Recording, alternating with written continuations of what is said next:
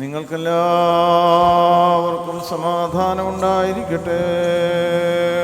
ദൈവമായ കർത്താവ് നിന്റെ ആത്മാവോടുകൂടി ഞങ്ങളെ യുവതരാക്കട്ടെ. ലോകത്തിന് ജീവനും രക്ഷയും അറിയിക്കുന്ന ലൂക്കോസ് എവൻഗലിസ്തൻ എഴുതിയ ജീവൻ നൽകുന്ന അറിയിപ്പായി നമ്മുടെ കർത്താവ് യേശു മിശിഹായുടെ വിശുദ്ധ എവൻഗലിയോൻ.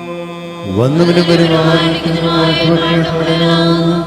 രക്ഷിക്കായി തന്നെ ചുടാനുസ്തുതി തന്നെ അനുഗ്രഹമേ എന്നേക്കുണ്ടായിരിക്കട്ടെ.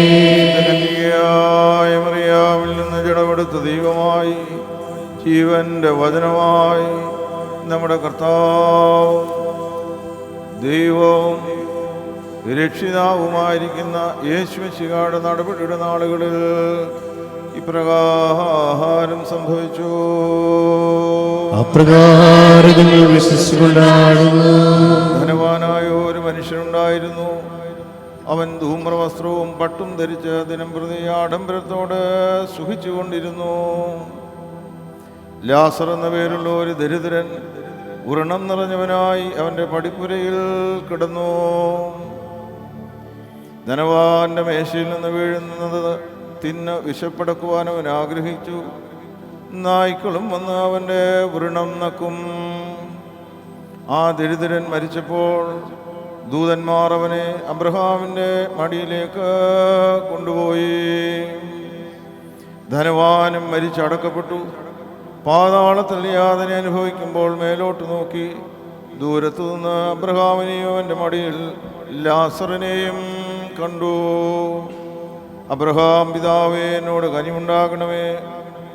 ലാസർ വിരലിൻ്റെ അറ്റം വെള്ളത്തിൽ മുക്കി എൻ്റെ നാവിൽ തണുപ്പിക്കേണ്ടതിന് അവനെ അയക്കണമേ. ഞാൻ ഈ ജ്വാലയിൽ കിടന്ന് വേദന അനുഭവിക്കുന്നുവെന്ന് വിളിച്ച് പറഞ്ഞു. അബ്രഹാം, മകനെ, നിന്റെ ആയുസ്സിൽ നീ നന്മയും ലാസർ വണ്ണം തിന്മയും പ്രാപിച്ചു എന്നോർക്ക. ഇപ്പോൾ അവൻ ഇവിടെ ആശ്വസിക്കുന്നു, നീയോ വേദന അനുഭവിക്കുന്നു. അത്രയുമല്ല, ഞങ്ങൾക്കും നിങ്ങൾക്കും നടുവേ വലിയൊരു പിളർപ്പുണ്ടാക്കിയിരിക്കുന്നു. ഇവിടെ നിന്ന് നിങ്ങളുടെ അടുക്കൽ കടന്നു വരുവാൻ ഇച്ഛിക്കുന്നവർക്ക് കഴിയുകയില്ല. അവിടെ നിന്ന് ഞങ്ങളുടെ അടുക്കൽ കടന്നു വരുവാനും പാടില്ല എന്ന് പറഞ്ഞു. അതിനവൻ, എന്നാൽ പിതാവേ, അവനെ എൻ്റെ അപ്പൻ്റെ വീട്ടിലയക്കണമെന്ന് അപേക്ഷിക്കുന്നു. എനിക്ക് 5 സഹോദരന്മാരുണ്ട്. അവരും ഈ യാതനാ സ്ഥലത്ത് വരാതിരിപ്പാൻ അവനവരോട് സാക്ഷ്യം പറയട്ടെ എന്ന് പറഞ്ഞു. അബ്രഹാം അവനോട്, അവർക്ക് മോശയും പ്രവാചകന്മാരും ഉണ്ടല്ലോ, അവരുടെ വാക്ക് അവർ കേൾക്കട്ടെ എന്ന് പറഞ്ഞു. അതിനവൻ, അല്ലല്ല, അബ്രഹാം പിതാവേ, മരിച്ചവരിൽ നിന്ന് ഒരുത്തൻ എഴുന്നേറ്റ് അവരുടെ അടുക്കൽ ചെന്ന് എങ്കിൽ അവർ മാനസാന്തരപ്പെടുമെന്ന് പറഞ്ഞു. അവനവനോട്, അവർ മോശയുടെയും പ്രവാചകന്മാരുടെയും വാക്ക് കേൾക്കാഞ്ഞാൽ മരിച്ചവരിൽ നിന്ന് ഒരുത്തൻ എഴുന്നേറ്റ് ചെന്നാലും വിശ്വസിക്കയില്ല എന്ന് പറഞ്ഞു. നിങ്ങൾക്കെല്ലാവർക്കും നിരപ്പും സമാധാനവും ഉണ്ടായിരിക്കട്ടെ. നിന്റെ ആത്മാവോടുകൂടെ ഉണ്ടായിരിക്കട്ടെ.